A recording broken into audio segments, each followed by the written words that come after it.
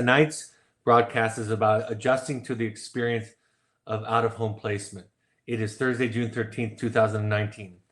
I think this is a remarkable adjustment for families. I think that as I just finished an intensive with several women who have been doing this for years, I reflect back on, and we reflected back on several times, what it was like for them in the beginning.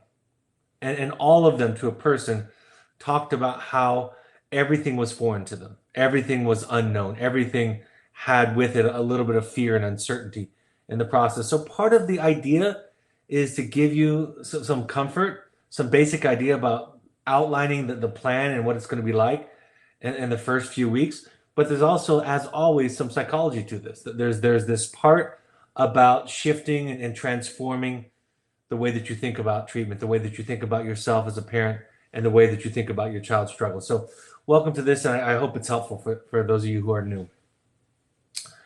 In those first few hours, there are phone calls that we're going to make to both you and to the person who referred the client. Oftentimes it's an educational consultant. And there's going to be a very brief description about how the child is doing. Just mind you that those early phone calls from the office staff and from the parent coordinator are not going to be highly interpretive, right? They're going to be some very basic ideas about the mood, maybe something your child wanted to say or not to say, that they didn't want to say something to you. So it's going to be a very superficial kind of observation. You'll get a lot more technical information as you go along from your therapist to let you know a little bit about the mail, and the schedule can change. But typically the mail is, we ask you to have the mail in by Monday at noon, because it's going to go out for the most part Tuesday morning with the therapist. Sometimes your therapist might shift the schedule to a Monday in the field schedule. And so in that case, you're going to want to get them in when they ask you to. Typically it's a Sunday morning or Sunday midday, because all of the mail comes in and goes out with the therapist, unless there's a specific intention or adjustment. And part of that is, that's some of the most vulnerable times for our clients, is when they get those letters from you. It's not just because the message is unique, you have something dramatic to say, but it begins to touch upon home and the feelings in those old relationships. It's a trigger, for better and for worse, a connection back to that old relationship and those things that they might miss. And so that's why the therapists are the mail carriers, because we want them to be present. We want them to moderate that process. I will tell you this, for those of you that are new, and even if you're experienced, letter writing therapy for me is part of the magic of wilderness therapy. And I've had some clients that will talk about it, something that they continue at home. And sometimes, even in my own private practice, I'll talk about writing a letter first, because it's there and you can sit on it and you're not reacting. I joke about this idea that when letters come in, usually typically Wednesday evening, and they get sent to the parents, sometimes within a few hours I'll get an 8 or 9 page letter from a parent. And almost always that's not the letter that's going to be sent that week. It's almost like it's a journal. I'll even sometimes, when I know the parent well, I'll say, thank you for journaling this. Let's talk about your response to your child, because letter writing and the flow at Evoke allows you the luxury to take your time, to reflect, to not have your first reaction be the reaction. There's curriculum and credit that goes along with our adolescents. There are some options for young adults that you can talk to your therapist and your parent coordinator about, but we're an accredited school for adolescents for high school credit. The goal isn't to engage them in a rigorous curriculum, but to give them some exposure to it. They have the option, or not the option, but the opportunity to get a half a credit or half a year in psychology, in PE, in English, and in science.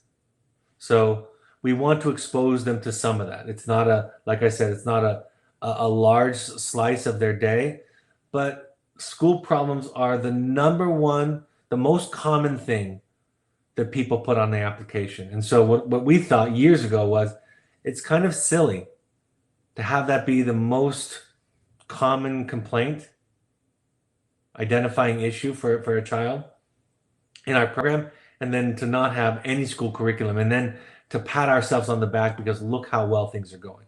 So as much as anything, it's giving us an opportunity to kind of see how that work is going. Are they resistant like they were at home? Are they avoidant like they were at home? Perhaps there's some learning difference that happens with curriculum that triggers an emotional response.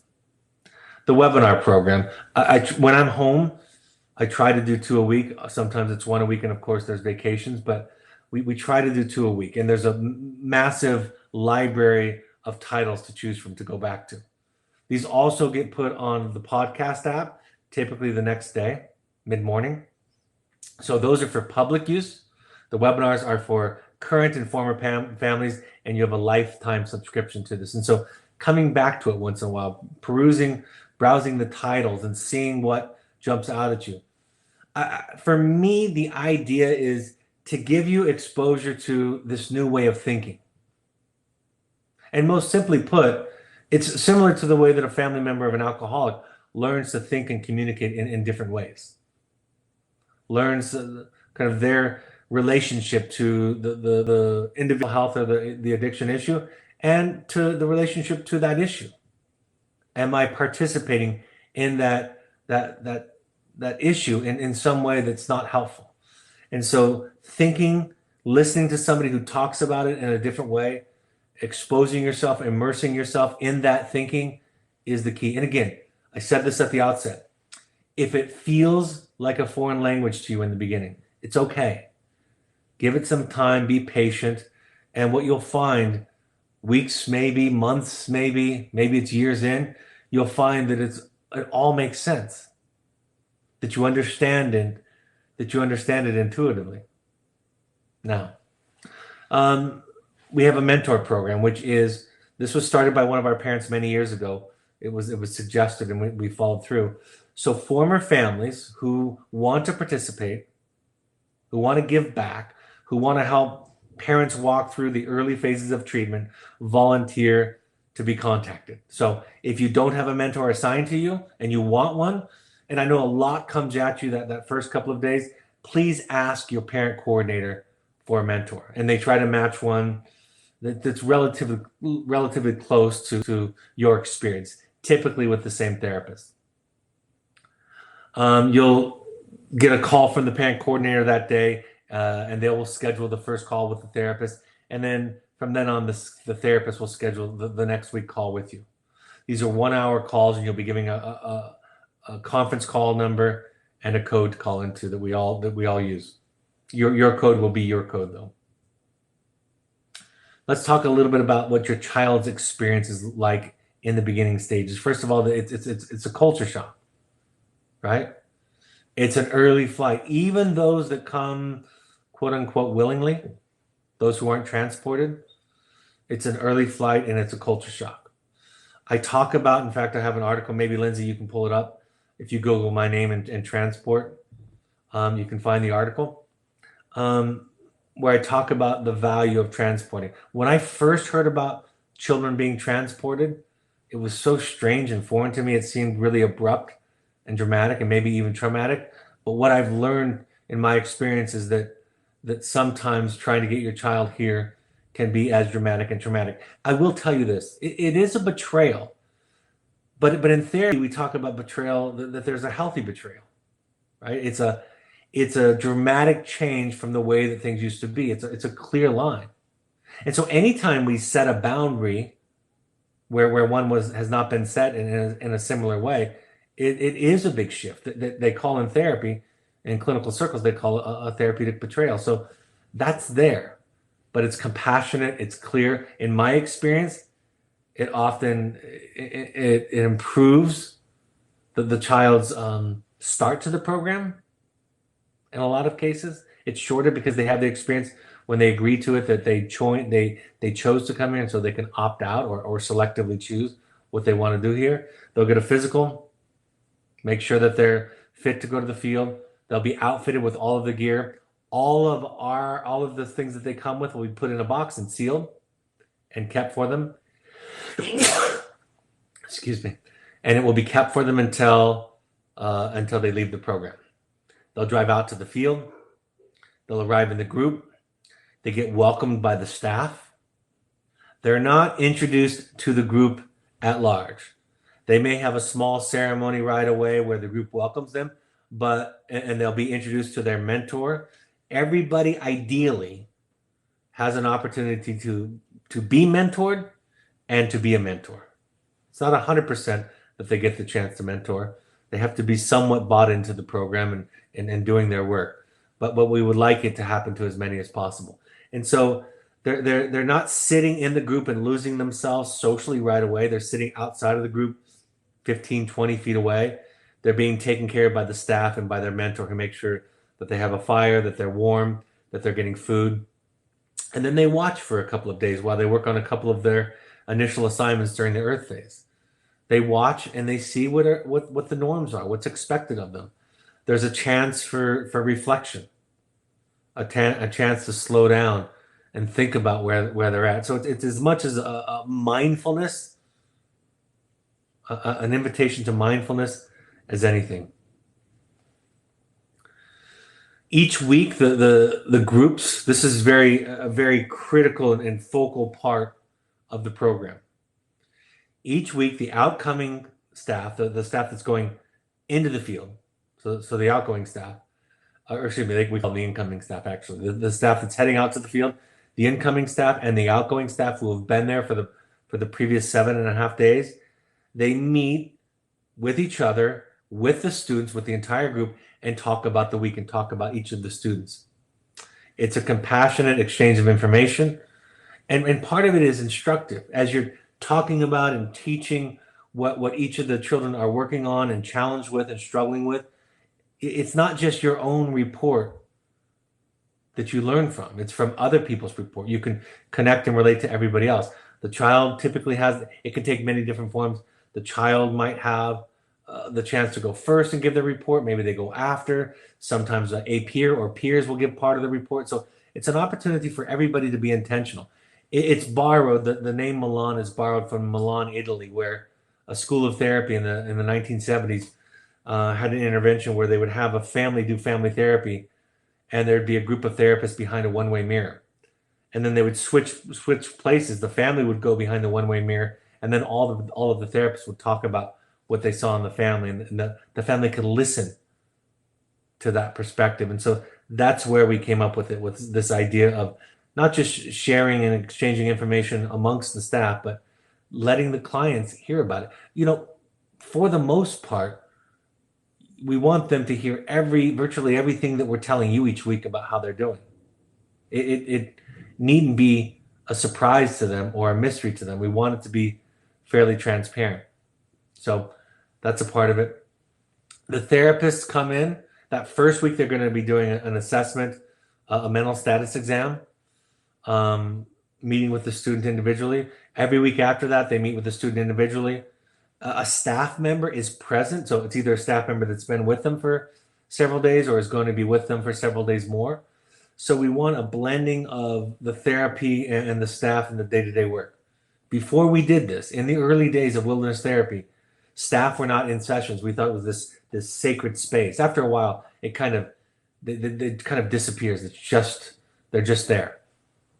You don't really notice them. But now we have the staff there to say, we want to make sure that what we're talking about is matching up with what's going on when the therapists aren't there. It's also something that I talk about with our therapists and staff all the time. I want the staff to learn how we're talking and what we're talking about to the student. And so just last week, I said to the staff, did you see that session? I was doing a session. I said, that's what I want you to focus on this week. So the places I was going, the questions I would ask, those are the themes that I want you to work on this week. So staff are present. I think that's very different than outpatient therapy. I think it's very different than a lot of treatment settings. And because the staff are there for 8-day shifts, we get a really good, seamless kind of treatment team approach. They're going to be hiking. We make sure to hike at the level of the slowest or the least fit member of the group. That's important. It's already, wilderness therapy is already a culture shock and provocative enough that you don't need to push the limits. It's already uncomfortable for everybody. It's a time for them to observe and for us to observe them. That's part of them not joining the whole group those first few days, and acclimating themselves to the physical setting, actually, to the experience, to everything socially. It's out of their comfort zone. The look on their face those first few days, it's wide-eyed, right? It's a big difference.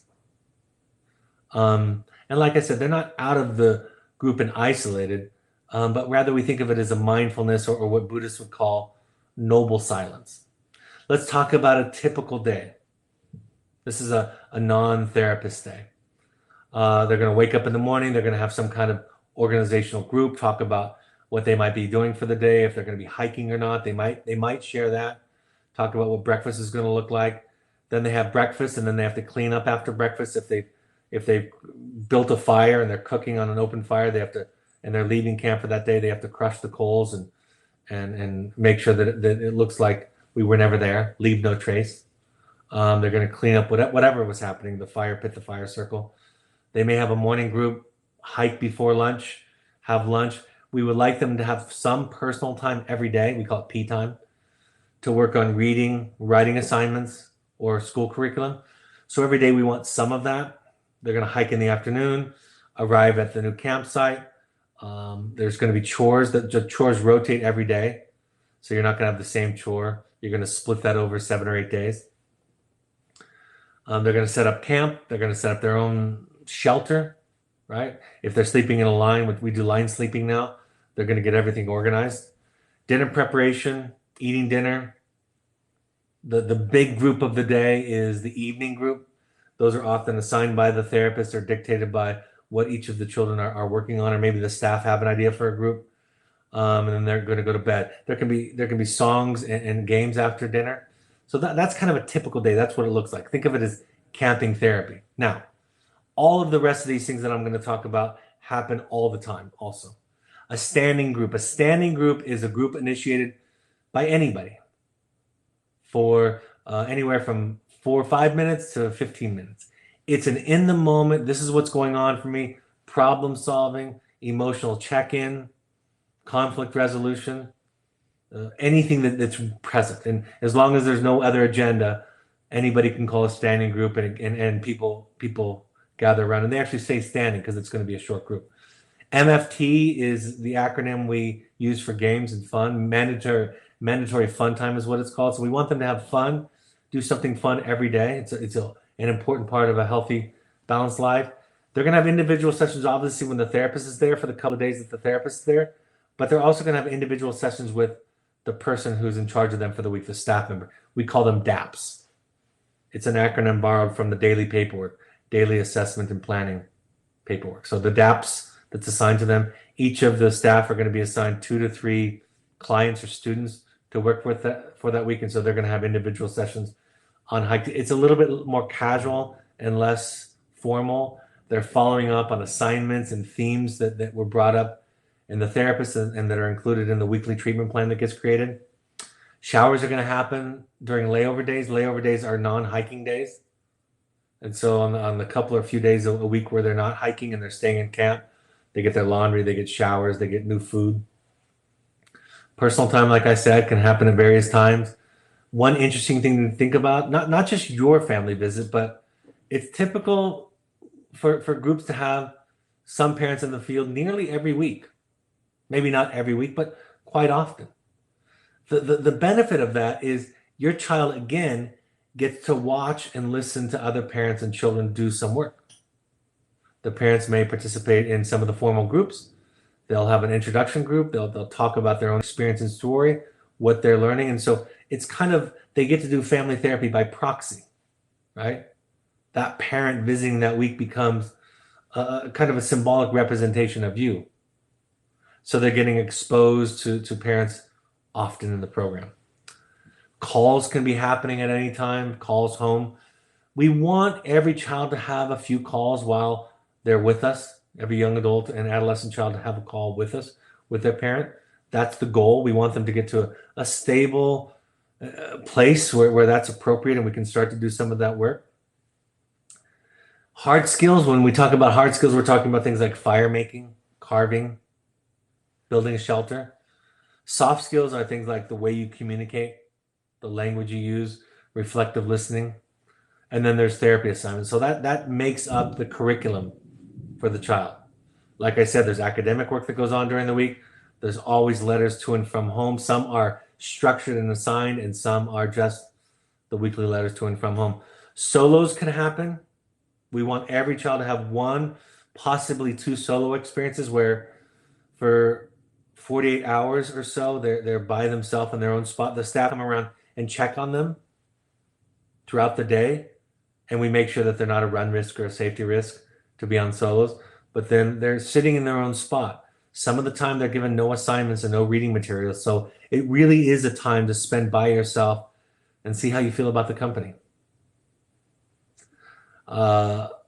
Chores are a part of it. I mean, chores, it's like this. It's like everything that you were struggling with at home comes up live in the program. That's what's wonderful about an experiential program like ours. And we don't have to make up games or team building experiences. We do some of those sometimes, of course, but you don't have to do that in wilderness therapy because it's there.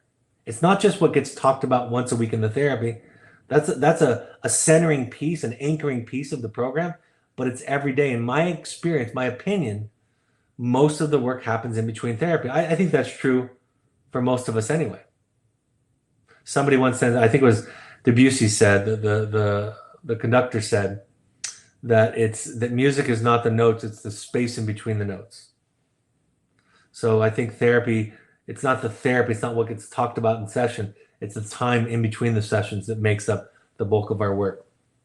Mindfulness, yoga, meditation is a part of our program, part of our whole person curriculum, right? Mind, body, spirit curriculum. And then everything becomes grist for the therapeutic mill. And so what that means is it could be somebody arguing about something that happens in the morning around chores. It could be a client or a student missing home. It could be a bow drill fire time. It could be the curriculum. It could be just about anything. Any experienced task becomes an opportunity or a place where we're going to see something, make an assessment, intervene, and teach some skills. So what's your experience like in the early days? I'm getting a thunderstorm outside. I don't know if it's interrupting this at all. You can let me know that, Lindsay, but your experience is you're going to experience conflicting, oscillating feelings, right? It's going to come in waves. Relief is a normal feeling. Sometimes people even feel guilty for the relief that they feel. Fear and worry of the unknown is a part of it. Sadness and grief and loss of a normal life is a powerful part of it. When my own son went to wilderness therapy many years ago, one of the things that I learned was that you can experience profound grief and loss and still be committed to the intervention. You might feel feelings. There might be space for you to feel and explore some of your resentment. Sometimes some of the letters and the things that they talk about are going to trigger that resentment. Sometimes you're going to find things or get a letter or a ticket or something. Find something in their room as you're cleaning it that's going to bring up feelings of anger and resentment and pain. Learning to deal with the lack of the child, the empty nest experience. It might not be a completely empty nest, but the whole family shifts when somebody who's struggling and experiencing a lot of challenges leaves the system. The family, sometimes the siblings find themselves in more conflict with the parents. Sometimes the siblings are absolutely relieved. Sometimes the siblings are angry and resentful toward the parents that they would do this to their sibling. And in all of those cases, it's just your job to kind of listen. And we do sibling webinars every now and again, and there are some sibling webinars and podcasts in the archive that you can offer to your child. Listen to them first, but then see if there's something in there that might be helpful for your child who's left at home or who didn't get sent away to treatment could benefit from. People ask, what should I tell people? You have a right to be vague, right? You have a right to be vague. I think you can also check in with your child and ask them what they want you to tell people. I do believe it's critical that there's a place where you get to tell your story, unfiltered. That could be a family therapist or an Al-Anon group, but it's important and critical that you find some place to be able to talk about your story without having to protect anybody. You get to vent, and that's got to be a place where you feel safe. Might not be with your in-laws, it might not be with the siblings, it might not be with your extended family, but there should be a place. There needs to be a place. You might experience isolation, and because people don't understand this. There's a great line from the book that we have students read called The Knight in Rusty Armor, and there's a great line where the knight who's in search of figuring out how to take off his armor that's suffocating him, that's smothering him, that's ruining his relationship with his wife, and he meets the king that he loves dearly. And he says to the king, I thought you were on a crusade. That's what I was told, is that you went on a crusade. And he said, I actually came here to this path of truth, he called it, because people don't understand that. So I just tell them it's a crusade. And what he's saying is people don't understand this work.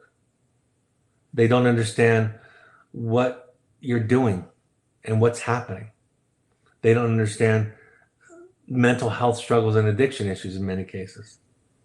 So there can be that isolation. That's why we provide these. That's why we provide parent workshops. That's why we provide parent meetings in various areas of the country, so that you can be in a place where you can talk about your story and people understand you and don't give you silly, ridiculous advice. Letters back and forth will start to come. Letters that you might get early on. I think we do well to prepare you for the angry, attacking, blaming letter. I don't know that we do as well preparing you for the flight to health, apologies, and promising letter. Those can be harder for parents to read. It really depends on what your triggers, what your vulnerable spots, what your Achilles heel is. And your child intuitively, innately knows that. Manipulative letters where you're talking about the other kids, everybody's worse than me, I'm cold, I'm starving. And that's a great approach because you're not out there and you can't see it. So again, it points to a very vulnerable spot for you. I've had kids put tears on their letters on purpose. Sometimes when I take pictures, I tell the story all the time. A child will be laughing and I'll go to take a picture of him and he makes sure that he's not smiling so his parents know that he's hurting. So you got to do what you need to do, whatever research it is, talking to other parents, to trust the process enough to know and to feel good about it. And it's not a blind trust. It's not a trust the process at all costs. It's doing what you need to do so that you get to a point where you trust that process, trust the therapist, trust the people that are taking care of the most important thing in your life, your children. Sometimes no news is good news. You know, those early days when you're waiting for that first week's phone call, right? You've had the 48-hour update, the update from the therapist, the parent coordinator call, and then there's a few days or a week in between. And that no news is good news. No news means things are happening as expected. How to deal with siblings. Like I said, we offer sibling webinars and podcasts, but mostly it's just letting the sibling have their feelings, not trying to talk them out of it or make them feel a certain way. I talk about it a lot on the sibling webinars, the sibling podcasts, and model for you just to listen, to hear it. For you, the first thing is to breathe. Take a moment and pause. It's okay. It's okay for you to pause and relax a little bit.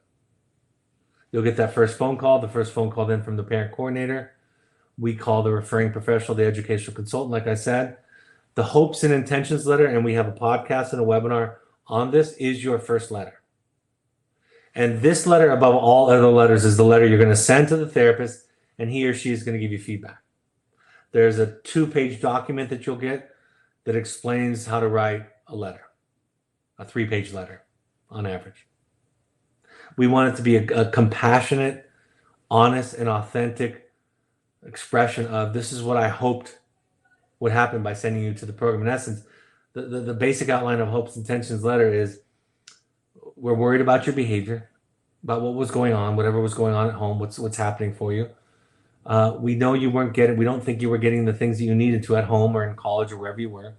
So we're sending you to this program in the hopes that you'll get what you need. And here's what I hope, and here's what I'm intending for this to do for you. So that's your first letter. getting a mentor, talking to a mentor, going to meetings when you can, when they're closer in your area, doing the readings, following the parent portal, listening to a couple of webinars and podcasts each week. You could do live ones or archived ones, whatever fits for you the best. Your daily link to the program is going to be the parent coordinator.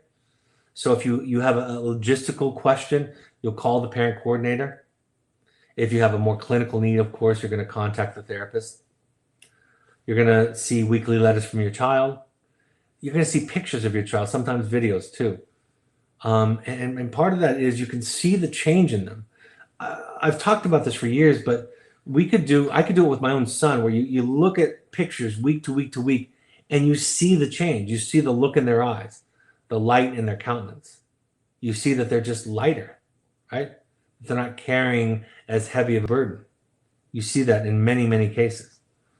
And then you're going to see group journals. That just gives you an idea in general about what's going on, so that you get a picture, an idea of the general culture in the group. Parent meetings, workshops, like I said, can also be a part of the process. Some basic stuff, jargon. The journey packet is their curriculum. That's what they're working on week to week. It has the soft skills, the hard skills, places for the therapy assignment, and the curriculum. We have levels that become these rites of passage: earth phase, fire phase, water phase, and air phase. And they're to indicate symbolically kind of moving through a therapeutic process, the stages of growth. Your work is an important augmentation to all of this. It's not from a place of blame or causality. It is equipping you with the support and the things you need to be able to help a child that's struggling. And I will tell you this, it makes the biggest difference in the world. It's the number one thing that you can do to contribute to the long-term maintaining the gains that your child realizes out of vote. It will change your life if you allow it. Just finishing a retreat this week, an intensive this week, a therapeutic intensive with 5 women who all happen to have had, doesn't have to be this way, but these 5 women had all had children in our program, was remarkable, right? The amount of work that they've done over the months and years that they've been doing it, and how there's not a lot of places where they can talk about it. Even at the end, we were saying, it's like I said at the outset, it's hard. It's an experience, right? You learn something by going through this that you cannot learn any other way. And there's no explanation. The explanation and the information can help, right? Can help you understand, but it's an experience. Even if I say, go to the 6 meetings, the 6 Al-Anon or Codependence Anonymous meetings that we ask you to go to, if for nothing else, you have a glimpse of what we're all asking the children to do, right? Which is expose themselves to other people, ask for help. And the excuses that we have for not doing that are the same excuses that they have for not doing their work, which is, I don't need it. These people are different than me. I can do it on my own. It's all the same reason that we avoid our work. The calls become kind of a nodal point, a symbolic kind of centering piece of your work. It's not just about updating. You'll talk to your therapist about your work. Talk about your response. Talk about the letters.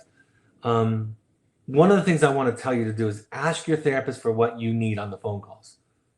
I like to give some update about the child, but I also want to teach and talk about the family dynamics and how you're reacting in letters and what you're feeling and what's going on for you. Webinars, like I said, podcasts, readings, letters to and from the field. There's really 3 goals in wilderness therapy, which is assessment. We're starting the treatment, right? We're getting into the therapy, but we're also recommending and preparing for whatever comes next. That's what we're doing in general. And even when a child is struggling, we're learning what does and doesn't work. So there's always assessment. There's always a part of the therapy that we have 100% control over, which at least is assessment. Each child has an individualized treatment plan. The therapist creates it every week. It's required by law. We do it in duplicate and triplicate so that we take a copy, put it in the file, and we leave one copy with the student. And with young adults, we leave a copy with them. Sometimes with the adolescents too, we leave them a copy. Talk about your therapist they'll talk to you about their schedule. I already talked to you about the 8-day shifts that staff go through, but typically we ask our therapists to do a Tuesday and Wednesday in the field schedule.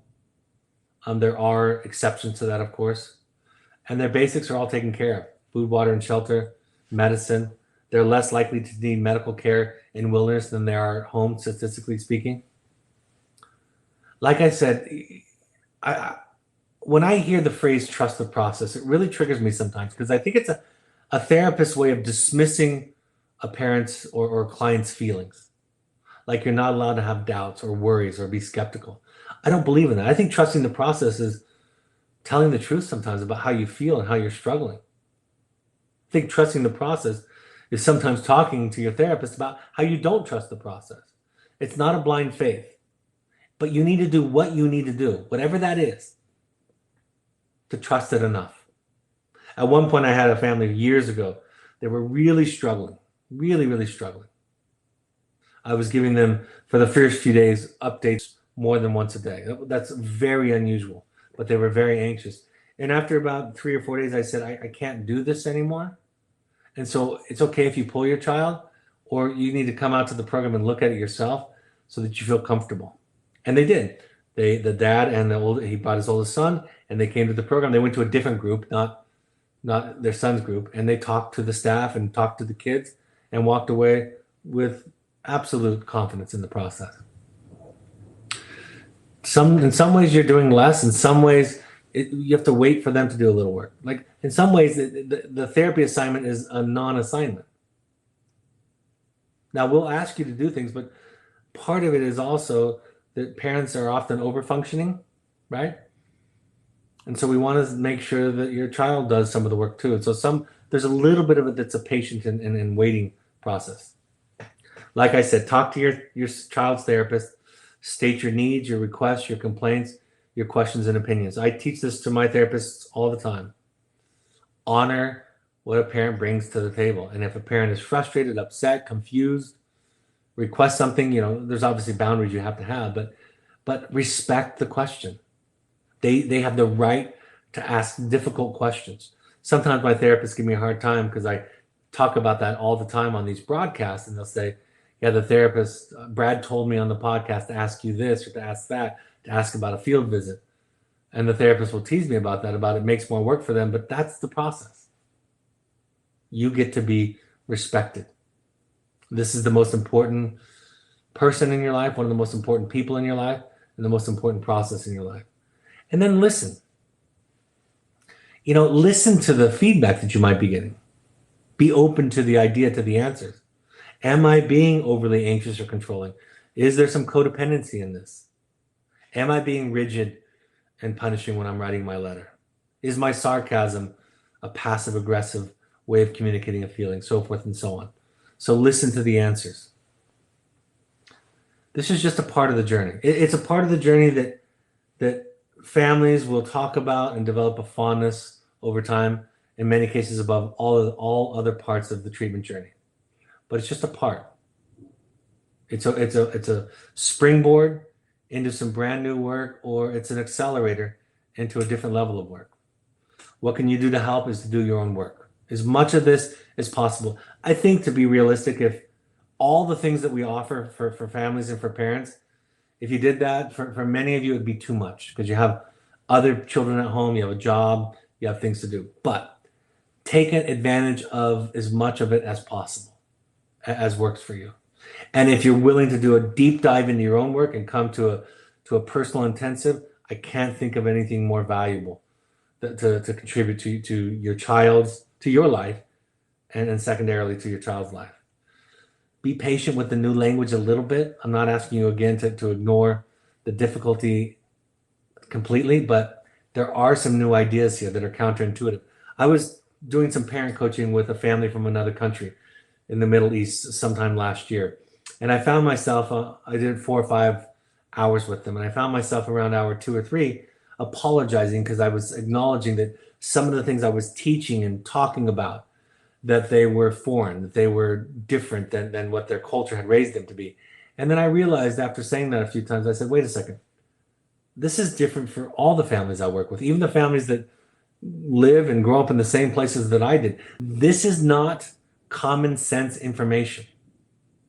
The work at Evoke and what you're going to learn is not common sense. It's uncommon. And I won't get into all of that during this introductory broadcast, but when you go through the webinars, you're going to hear things that are going to be different than the things that you've been taught by your family, that have been modeled for you by your family, that have been perpetuated by our culture. Diving into your own work, I've talked about that. That's the most helpful, powerful contribution you can make to your child's work. And sometimes diving into your own work means letting go of the project of trying to fix them and just work on building a healthy base or foundation. Take it a day at a time. Sometimes the mistake I make with new parents is it's so overwhelming in the early stages that they're asking for a drink, and instead of giving them a drink from a drinking fountain, it's like feeding them from a fire hose. So be patient with yourself. Take it a day at a time. Let things unfold. Slow down. There may be some healing that you have to do, and then get the support that you need. Anywhere from Evoke and from our resources, but also at home from professionals or support groups. Webinars, reading the book. My book, The Journey of the Heroic Parent, it's not required reading, but it is based on the 20 years that I've been doing this and kind of what I've learned about families and my main role of being the one who creates the parent curriculum, the family curriculum here at Evoke. All right, if you have any questions, send them in. I'm going to go over to some upcoming announcements and information. We ask all parents to go to 6 12-step support groups while their child is with us. So any combination of Al-Anon, CODA, Families Anonymous, adultchildren.org is a place you can go to learn about how you may have grown up in a family of either alcoholics or people with mental illness. Alateen is for teens. Refugerecovery.org is a place to go to learn about support groups that have not as much of an emphasis on higher power. It's Buddhist inspired, but many people find it to be very appealing and a good fit for them. Go to NAMI.org to learn about resources, mental health resources, classes in your area for free. Follow us on social media. All of these broadcasts are available on your podcast app. If there's a podcast app that we're not on, let us know. But you should be able to go to any podcast app. On iPhone, it's the podcast app. On an Android, you can download the SoundCloud app. You can also go to your computer to soundcloud.com and search Evoke Therapy Programs there. And any of those, you'll find us and subscribe there. And then when new episodes come up, it'll pop up on your screen. On Twitter and Instagram, you can find us by using the handle at Evoke Therapy. And you can find the Evoke Summit Lodge on Instagram using Evoke Summit Lodge as the handle. Find us on Facebook by searching Evoke Therapy Programs. Find the Alumni Foundation, which was created by alumni parents to help people who can't afford therapy. So if you want to give back, become involved in that. Go to Facebook and search Evoke Family Foundation. Our blog has new material each week. My book, The Journey of the Heroic Parent, is available on Amazon. Also, audio, Kindle versions and CD versions are available there. If you want to do, like I said, a deep dive, there may be a spot left in our June, but sign up for Finding You. It's a 5-day therapeutic intensive to look at you, to see what's going on with you, to help deal trauma, to help heal any trauma that's caused by this process, to help deal with your own family of origin upbringing, to help address anxiety, codependency issues. Go to our website or contact admissions or email intensives@evoketherapy.com for more information. I will be in New York on this Monday, June 17th from 7 to 9. Tentatively, I have the Bay Area July 15th and Chicago July 29th. It's confirmed in Southern California, August 11th. That's a Sunday from 4 to 7. So we proceeded with a potluck, and then we have a 2-hour meeting. Contact Melanie at evoketherapy.com for more information or to RSVP to any of these. Our next workshop is coming up. I think if you're not coming already, you're probably not coming. So the one after that will be at our Southern Utah location, July 20th and 21st. We hope that all families, if possible, can come to that. You can combine that with a visit to see your child if your therapist believes that the timing is right clinically. Melanie at evoketherapy.com for more information or to RSVP. Pursuit trips are young adult or family trips all around the world. Any length of time from 3 to 4 days to 30 days. Think therapy light or just a supported adventure experience. Think of reconnecting. It's mainly adventure and fun, but with a little bit of emotional growth support by staff. Any live questions come in?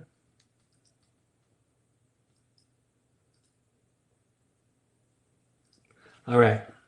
Thanks for the link. Somebody asked the questions, what do you do about clients who want to leave the program, particularly in the beginning, because it's so different? That's a great question. In fact, I'm doing a webinar broadcast that won't be available to the public. It'll be available only if needed on students young adults who want to walk from the program. I'm doing that here in the next couple of weeks. If they're an adolescent, we just work with them. We use their peers, we use their mentor. We just hold the boundary and sit and we everything stops to support them and deal with it.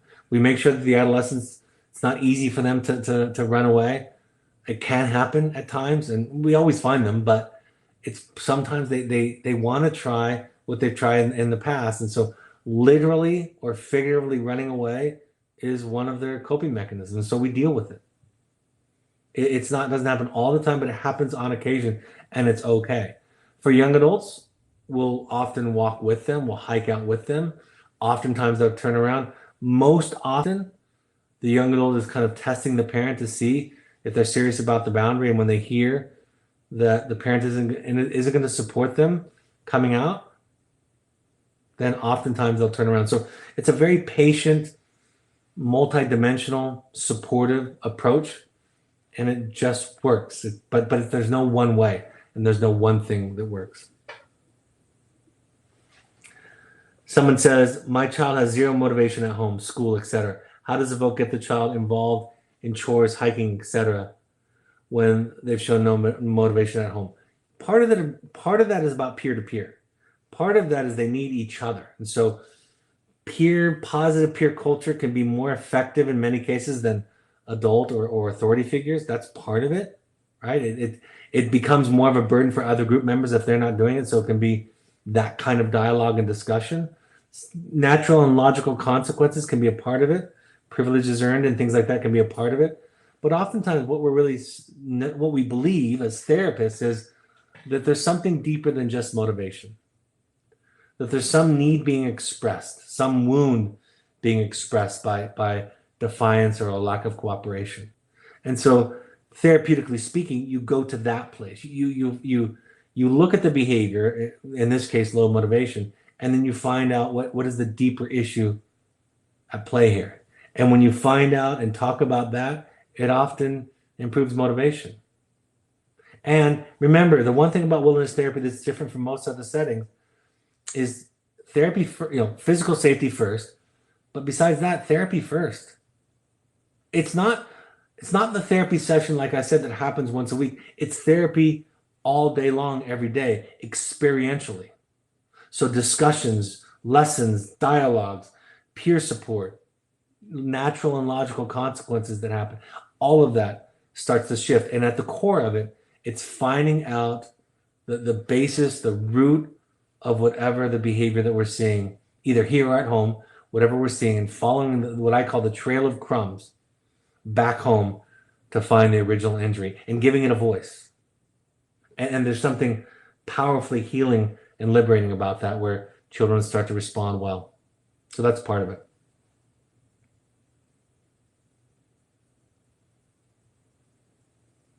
All right. I think that's all the questions for today. Thanks, Floyd. I hope this is helpful for new parents. And even if you're not a new parent, I hope it's another reminder of some of the ideas and concepts. The next broadcast will be a week from today, Thursday, June 20th at 7 p.m. Mountain Time. How long does my child need to be in treatment? For those of you in New York, I'll see you this Monday evening, and I'll see you on the next webinar. Take care, folks. Have a great evening. Bye-bye.